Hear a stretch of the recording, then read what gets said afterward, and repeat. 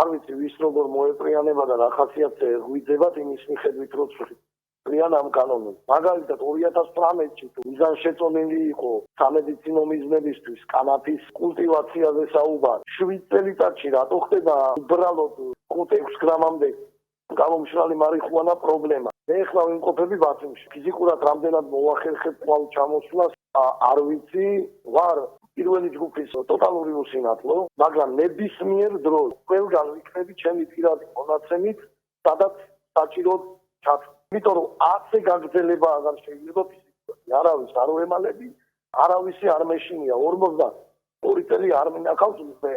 ეხლა მე რო ვიღაცამ დამიჭიროს, ფიზიკურად ციხე არ არის ის, რაც ადამიანის რესოციალიზაციას იმას იზამს, რა უზრუნველყოფს კაცო. სასჯელი ხო არის იმისთვის, რომ პირები გავხადოთ საზოგადოებისთვის, თუ ვინმე საშიშია, ცოტა ნაკლებად საშიში იყოს, თუ ვინმე ადაპტაციას ვერ გადის საზოგადოებაში, ადაპტაცია გაიაროს და მითხარით ახლა მოსაწევზე ჩაცმული კაცი, ჯერ თავის თავს უძნებს თუ მარიხუანა არ მოწიოთო და ბიოსაკვლევინებდნენ თავს.